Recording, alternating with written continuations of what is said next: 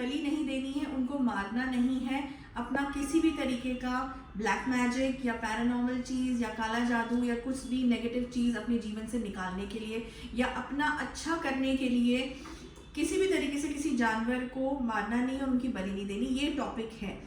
अब पिछले वीडियो में मैंने एक वीडियो जो बनाया था इससे पहले, उसके बारे में मैंने जानवरों के बारे में बात करी थी कि जानवरों को ब्लैक मैजिक डिटेक्ट करने के लिए मत इस्तेमाल करना, डायग्नोस के लिए, पता लगाने के लिए कि हमारे आसपास घर में कोई काला जादू तो नहीं हो रखा, उसके लिए मत इस्तेमाल करना।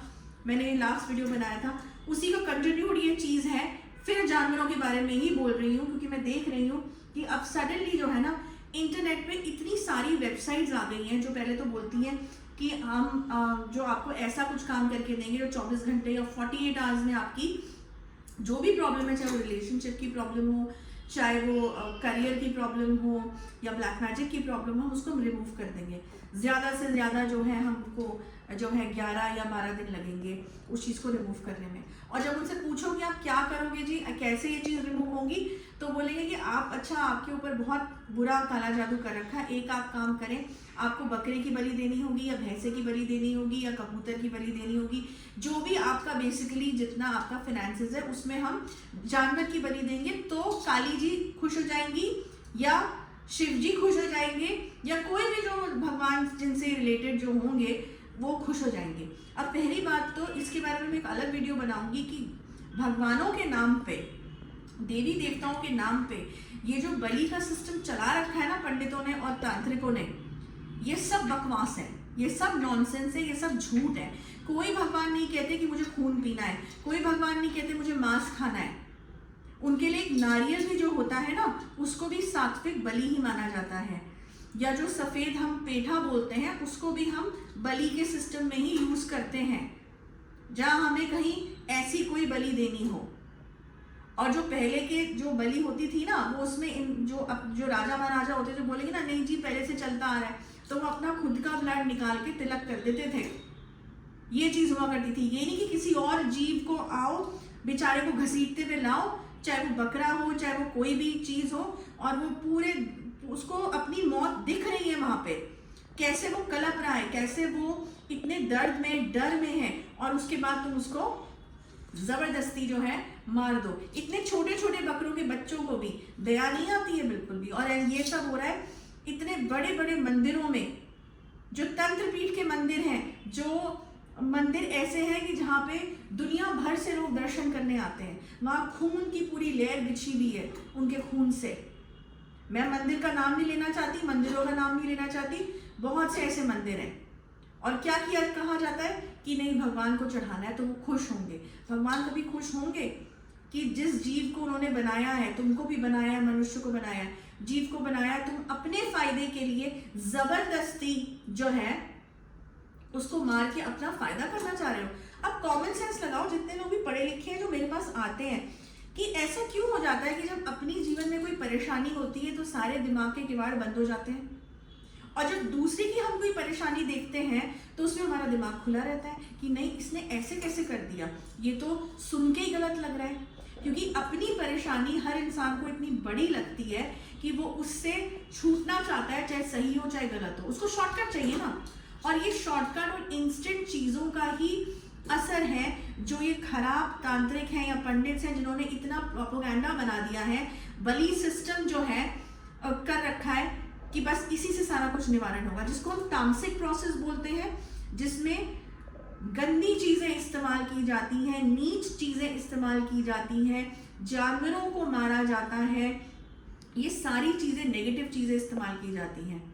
तो आप खुद की लाइफ में नेगेटिविटी हो रखी है और करवा रहे हैं हम नेगेटिव चीजें इस्तेमाल। हम किसी की मौत दे के जबरदस्ती, मर्डर ही तो है ही, और क्या है। तुम एक जानवर को घसीटते हुए ला रहे हो बलि देने के लिए उसकी मर्जी के बगैर, and you think it's not a murder. क्यों? क्योंकि वो बेचारा बोल नहीं सकता, वो बेजुबान है, और पूजा के नाम पे, देवी देवताओं के नाम पे, भगवान के नाम पे, क्यों भाई? क्यों तुमको बकरा, माँ काली तो आके बकरा खानी जाएंगी, उनको तो नहीं चाहिए ये एनर्जी। उन्होंने तो उल्टा राक्षसों का वध किया था, फिर वो उनको उनको क्यों मांस चाहिए, उनको क्यों खून चाहिए, सब चीजों का गलत ट्रांसलेशन, हर किसी का गलत ट्रांसलेशन। कि सप्तशती में ये लिखा है कि वो साक्षात जो है हाथी को और उनको चबा रही थी अपने मुंह में, गलत गलत ट्रांसलेशन हर चीज का। इसके बारे में एक अलग वीडियो बनाऊंगी मैं कि उसका असली मतलब क्या था। इतना मैनिपुलेट कर दी है स्क्रिप्ट्स, इतनी मैनिपुलेट कर दी है चीजें, और समझ हम में इतनी रह गई है कि उनके बारे में समझना नहीं है। कोई भी पशुपतिनाथ बोलते हैं शिव जी को भी। पशुपतिनाथ का मतलब समझते हो? पशुपतिनाथ का मतलब ये है कि हर पशु की रक्षा करने वाले। तुमको लगता है कि जो पशुओं की रक्षा करते हैं वो बोलेंगे आओ बलि दो मैं खुश होऊंगा? ये हाल है इंडिया में ही लोगों के समझ के, क्योंकि अपनी किताबें नहीं पढ़ी हैं, अपने वेदास नहीं पढ़े हैं, अपनी चीजें नहीं जानते हैं, और आज भी पंडितों के इस एक्सप्लॉयटेशन में घूम रहे हैं। अभी ये पता होगा कि यूएस में वहां पे क्या चीज है और क्यों है, उसकी नॉलेज होगी, लेकिन अपने ही एंशिएंट चीजों की, शास्त्रों की नॉलेज नहीं है, और इसी वजह से बेवकूफ बनता आ रहा है हर इंसान।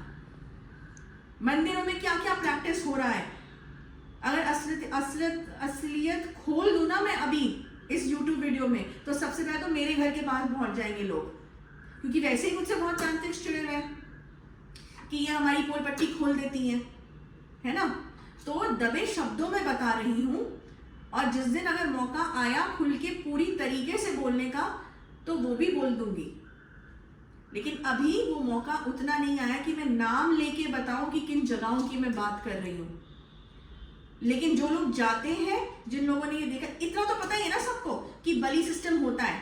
बलि सिस्टम आज भी यहाँ पे बहुत ही ज्यादा संख्या में किया जाता है, इंडिया में, बाहर भी, हर जगह। और किस नाम पे कि अगर आप इस एनिमल की बलि दोगे तो आपकी सारी जितनी भी प्रॉब्लम्स है ना वो लेके वो अपने में संभालेगा, और उसके बाद उसका हम बलि करेंगे तो उसके साथ वो प्रॉब्लम चली जाएगी। ये नॉनसेंस प्रोसेस और एक्सप्लेनेशन जो दी जाती है, क्यों भाई? क्योंकि तुम लोगों को खुद उसका मटन खाना है, तुम लोगों को खुद उसका प्रसाद खाना है, मछली तुम लोग को खानी है, भगवान को नहीं खानी है। वहां जितने लोग आए हुए हैं ना प्रसाद के नाम पे, पंडित, उनके घर वाले और ये सब, उन सबको खानी है।